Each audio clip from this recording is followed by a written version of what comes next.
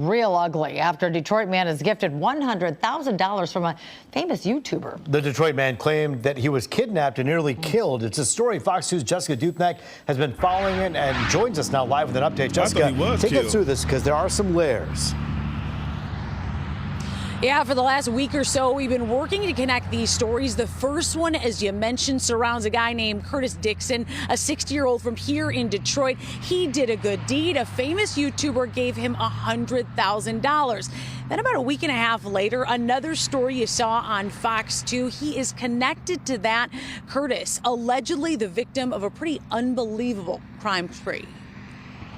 My life just changed overnight. 1 minute, 60-year-old Curtis Dixon was receiving $100,000 for a good deed. We need more people like Curtis in this world. A week and a half later, last Monday, witnesses say Dixon was hogtied in his burned-out SUV on Detroit's east side. I woke up, I'm like, what's going on? He survived. Sources say there are some inconsistencies in Dixon's story, but he claims he met someone in the area of Mount Elliott in Nevada. From there, he was kidnapped, driven to ATMs to pull out money, then beaten, tied up, and his car set ablaze. Oh, he went and bought the new truck.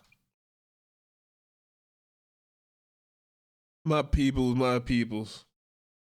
I know this ain't got nothing to do with the story. The point is this man supposed to be a victim, but you get $100,000 and you go buy a brand new Denali truck that probably costs fucking more. I mean, it does cost more than half of that.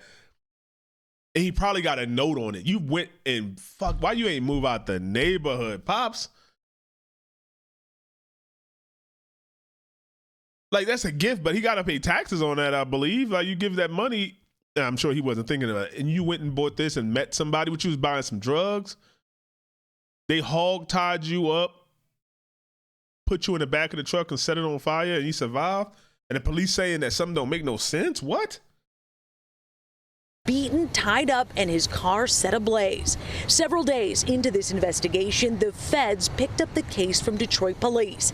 The ATF now investigating this as a possible arson, kidnapping, and extortion. And hopefully they catch whoever did it to him, because we don't want that in our neighborhood. Last month, Dixon was gifted $100,000 from MD Motivator. He's a famous YouTuber who rewards good deeds with dollars. MD Motivator posing as a blind man in need in this viral video. I'll have a couple bucks when I come out here. I'm going to find my wedding ring, man. But I just shut up yesterday, man. But I'll have a couple bucks. Are you sure? Yeah, I'll give you a couple bucks. Thank you, man. Bless you. Dixon offering what little money he had to help. That was nice. Even in my neighborhood, people know me now. People that didn't know me now.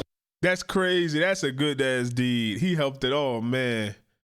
He was to sit in front of a pawn shop with people coming in to pawn stuff. They really ain't got nothing at first. He said, "Hold up right there. I'm going to pawn my shit. I need to get my lights back on. Pawn my wedding ring, and I'm still gonna give you. I'm gonna break you off a couple of dollars." He could have hit him with the, "Man, I'm doing bad myself. I'm trying to get something, man." He said, "Hold on, stay right here." That's the type of person that should get that, but Pops made the wrong move with that money. And that could be part of the problem. More money, more problems, as they say. Now, I want to know what he stayed there in the hood with $100,000 cash. MD Motivator has to say about all this. He has millions and millions of followers, 7 million on Instagram alone. We did reach out and did not hear back in time for this story. So as we said, the ATF, the feds, now taking over this investigation. I'm told by the end of the week, we should hear more from them. We'll continue to follow this one. Probably was a Reporting game. live in Detroit, Jessica Dupnack on The Edge. And as I follow this story, it seems that the missing pieces here that those feds will have to piece together is exactly what happened relative to those inconsistencies in the story. Any more you can tell me about that? Well, we do know there's some video that police were able to use that placed at least Curtis, or what appeared to be Curtis, at some of these ATMs, possibly against his will. And if you remember, too, there were witnesses that say he was tied up in this SUV and that they rescued him. So there are some parts of this story that are definitely true. It's just a matter of placing it all together. Sometimes, though, these unbelievable stories, they end up panning out. So what's the inconsistency? He was at the gunpoint. And he got the money. They put him in the back. Somebody seen in the hood a fucking brand new Denali black is burning. They went to go check that shit out. Maybe even to just see, like, what, is anything in there valuable? Somebody dead? Is a fucking car in the hood burning. Like anywhere, the suburbs, there's a car burning in the middle of the street. Somebody probably gonna call somebody. Luckily they checked. I don't know. Damn. I don't see no inconsistencies in that. Like, unless he was like going to get drugs or something, and he's just like, I met the dude. That could be it. Like, he's not saying how he met this dude or where he know him from. Maybe it's that no snitch culture. That car's torch. They must have got him out of there fast. That shit got hot. You think he would start with him? Like, he lit the truck on fire, but like he put him in the back, but he started the fire in the front. Like, you just start that shit where he at, on his body. He wanted him to burn alive, like die of suffocation before, like you got the windows up and shit. You're gonna die of suffocation. You start the fire in the front of the car before the fire even get to him. Probably he would have been done through the smoke. I don't know. I swore I thought this dude was dead when I seen it. They say he survived. That's crazy. And to get $100,000. Like, let's just watch that. He was shaking. Look. 1 minute, 60-year-old Curtis Dixon was receiving $100,000 for a good deed. We need more people like her. He said, oh my God, you went from work. That was a real reaction. You went from work, like pawning your ring, to cut the lights on. Don't forget about the food, the water, everything else, gas.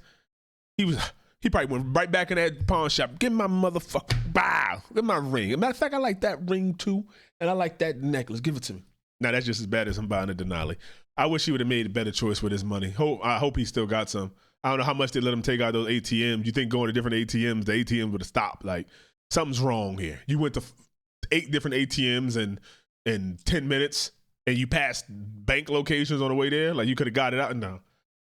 But let me know what y'all think, Cave Dwellers. Luckily, this man is alive. Hopefully, he's alive. So the story has a happy ending, meaning that it already happened. So the only thing that could happen that's good is that his story's correct.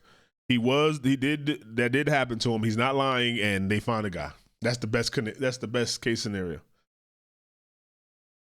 Let me know what y'all think, though, Cave Dwellers. Like, share, subscribe, all that. We running it up. We gonna be the biggest.